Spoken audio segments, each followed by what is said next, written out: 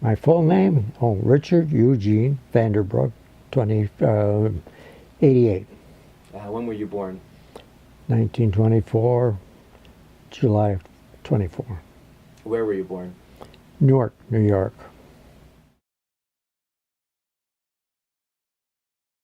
My mother was a school teacher, and my father used to work with spraying cow and horse stables. Yeah, my next youngest was 4 years younger than I, Don. And Gary was born 18 years after that. I think I just about saw him and that was it. And we were in the service. Well, probably one of the things that I remember very well is that we just didn't have any money, and there was a time when we couldn't even, the lights were turned off in the house. And we had to wait until we got some money so we could work with that. And my grandparents lived across the street, and we used to go over there quite a bit and see them. Though there were an awful lot of kids in the neighborhood. They were all over everywhere, and we all got together, and we really had great times. We played baseball in the backyard of the school, and it was interesting going to a one-room schoolhouse because you sat at your seat and you studied. Then the teacher would call you, and you'd come up to the front of this class, and she'd take care of your class, and then you'd go back and sit down. And I was 15 when I went into high school because I skipped grades while I was at the one-room school.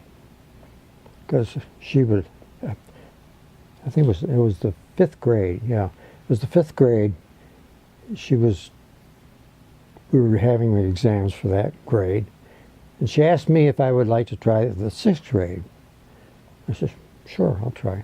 Well, I got better grades in the 6th than I did in the 5th, so I skipped the 6th grade. And so I finally ended up going to high school when most kids, were still in middle school, I guess what you'd call middle school. I was 18 when I was drafted, and in that year, which would be 1942, I would be 19 in July of that year. Of 43. Yeah. So you were drafted in 43. Okay. Well, after I was at Fort Dix to be inducted, I went to Camp Robinson, Arkansas. And down there, I was put in the medical detachment, so then I got involved in the medical end of the Army. It was assigned, I couldn't understand what anything in my background would lend toward being a medic. But I didn't mind it, it was fine. After I was in Camp Robinson, I was able to apply for college training. I went to DePaul University in Chicago, and so a lot of that time was spent in the United States. We went over on a troop ship to Hawaii, and we had to spend our time there in helping to load the ship for supplies for the invasion of what was to have been Yap. It was an island that the Japanese had taken over, and then the United States finally decided that it wasn't worth it, so we went on to the invasion of the Philippines. Sometimes we were litter bearers, which meant we had to take a litter out and pick up some of the wounded. Other times we would work in the aid station itself. We really weren't up in the front line. We were behind, and if anybody was wounded, then we came up from the aid station and picked them up and brought them back and did whatever we could do. The regular troops are the ones that are really in the combat. I mean, we were issued carbines, just for our own protection. I mean, not to use against anyone, but if you had to, you know, in case of somebody coming at you, whatever. One of the places that we were at, somebody had set up cans on top of a fence. We had to try to see if you could knock on them off. I wasn't very good at it. So it's probably better that Yeah. you weren't on the front line. Yeah, right. I saw a lot of casualties because, again, as I say, going up to pick up the wounded, you'd see a lot of wounded lying around on the ground. And maybe I'm hard-hearted. I don't know, but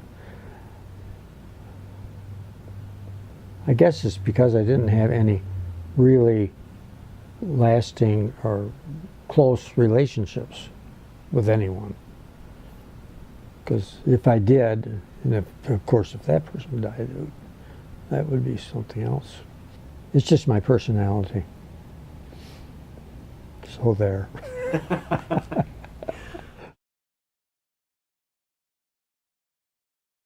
Well, when we were in the States, we were at the USOs and spent our time there, and most of them.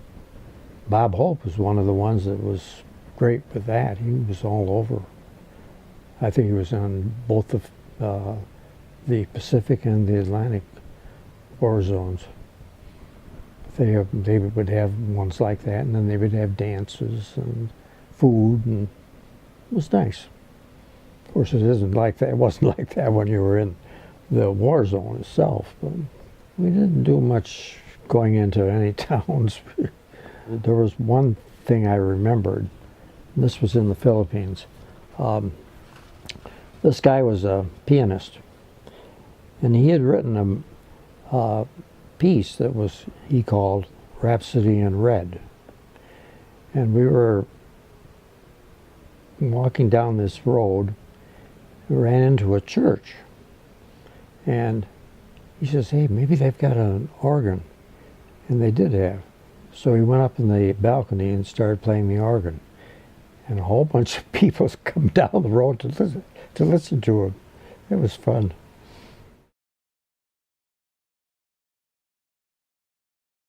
First of all, we had located in a spot where we were going to be overnight. The first thing I saw was a cobra. And I said, oh my gosh. I told one of the guys, get your gun out and shoot him, which he did do. Well, then the sergeant, and since I was in the medics, I was part of the group that you had to have a medical group with you when you went on safari or whatever you want to call it. So we were sent to see if there was any troop ships that had arrived yet from the other side of the island. So we're going along this path, and every once in a while you would see what looked like fires that were pretty much gone, just ashes and so forth. Kept on going. We finally got to a point where there was a valley. And we got to the valley, and they told me, now you stay back, get back there, because they could see that there were some Japanese down in the valley cooking some food. And so they took care of them. They killed them. They went down and got their swords and any souvenirs they could get. Not me. And then we continued on. We finally went to one spot, and the sergeant says, I think we've gone far enough. He had one guy crawl up a tree to see if he could see anything on the other side, and he didn't see anything at all. So he says, well, I think it's about time that we started back, because there's been a lot of shots, and that can attract the Japs. Then I was kind of scared, but fortunately, none appeared. So. The first one was in the Philippines. I was with the litter group. We were coming up to pick up a guy, and a mortar shell landed near me, and a fragment from the shell hit me in the rump. But it was not of anything serious import, but it was worth a Purple Heart anyway. The other one was in Okinawa, and that's one where I got shot in the arm. Well, these guys were ones that were aboard the ship, and they stayed aboard the ship after the invasion until the island was secure enough so they could bring up our barracks bags. So this particular day, he brought up all our barracks bags to the aid station. The sergeant in charge placed me at one place on this hill, and he placed the other guy on another place on the other side of the hill. And it was a moonlight night, and I moved a little bit. He saw that and he shot at me and he hit me in the arm. So that was the other one. Oh, was he sorry? My God. I didn't even know I had been shot. But then I began to feel the blood running down my arm. So I started going down the hill, and I yelled down to them that I had been shot. And oh my God, they were really concerned about that, but they fixed me up, and that was fine. They did what they could do, but I was sent to Guam at a hospital. And before I got there, I had penicillin every 4 hours for several days. Then finally they sent me to Guam. I get to Guam, the doctor says, "Have you had any penicillin?" I said, "Yes, I've been having it every 3 hours." He says, "Well, that doesn't count. Start over again." I thought, oh my God. It's a good thing that it didn't affect me, because some people can't take penicillin, but it was okay with me. Well, it went in one side of the arm and out the other. Okay. So he said, well, there might be infection between the two, so I will slice across from one to the other. I ended up with a scar that's probably about 1/4 of an inch wide and about maybe 3 or 4 inches long. I mean, you're just so caught up with the activities and everything, you know. I guess you just don't think about what could happen to you, you know.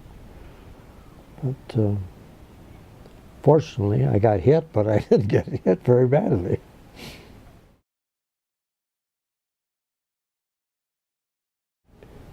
After that was taken care of in Guam, the war was rapidly coming to a close, so they decided they weren't going to send me back, and they sent me down, well, I think it was the Marshall Islands, and they gave me the job of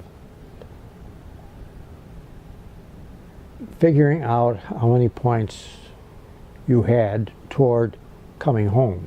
For every month that you were in the United States, you got 1 point. For every month you were overseas, you got 3 points. And if you had any medals, they were worth about 5 points. Well, I had 60 points, so I was eligible to go home. Were you relieved to be going back home? Well, of course. Oh, yes.